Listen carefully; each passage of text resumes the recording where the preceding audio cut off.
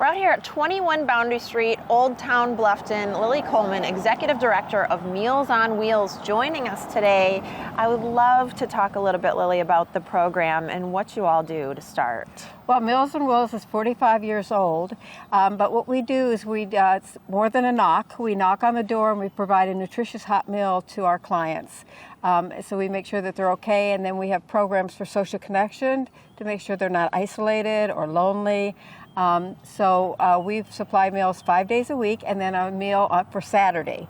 So it's a very important program, and it's growing like crazy. Absolutely. And talk about the area that you serve, just geographically. Yes, we serve Hilton Head Island, Bluffton, and Sun City. Okay. So we serve over 300 clients, and we distribute over 48,000 meals last year. That's amazing. Yes. So something that is really important to the program is just location. Yes. For many years, you've been operating out of Hilton Head. Tell us about your location there. Well, we were in Hilton Head, and all of our volunteers, no matter whether you were in Bluffton, Sun City, or on Hilton Head Island, had to come to our office on Hilton Head Island to pick up the meals. And they usually come about 9:30 to 10, and then they load up their coolers, and off they go back to Bluffton and Sun City and distribute the meals to the clients and check on them. So we know that it's a difficult journey over the bridge sometimes. The traffic gets worse and worse every year. So we have been trying for a long time to find a Bluffton location, and it's very expensive to rent in Bluffton.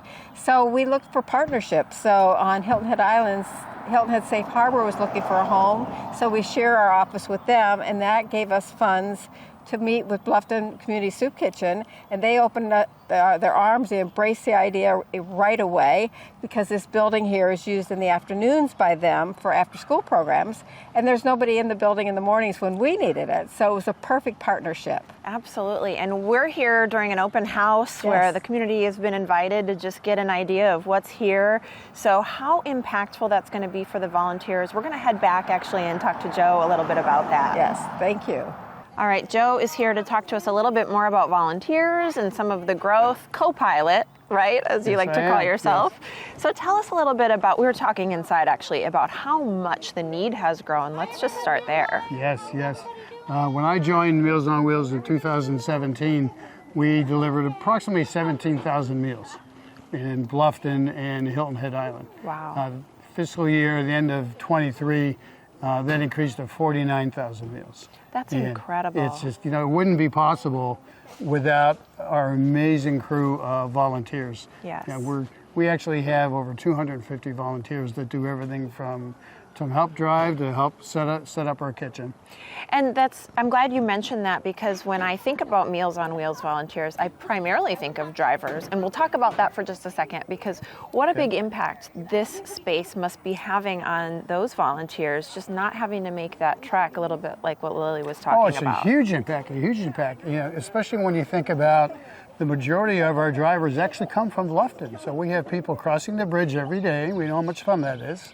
That deliver on island, and then they go back home. So in the mornings, they would spend an hour and a half just in the car to come pick up the meals, which is just awesome. But now with this facility, we've really accomplished a couple things. Number one, we've reduced their driving time.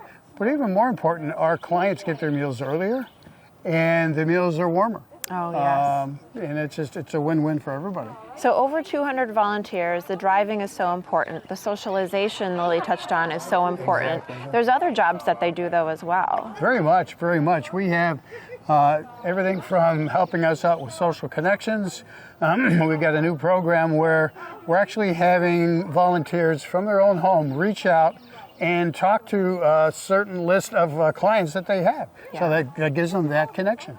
And if there is a need, if someone you know, or if you yourself are watching, the Meals on Wheels folks are here to serve you. Thank you so much for sharing a little bit about this. Out. And congratulations. Thanks again. On the new space. Back to the desk. Coming up after the break, Heather Rath will give us updates from the State House, the county, and also the town of Hilton Head. Stay tuned.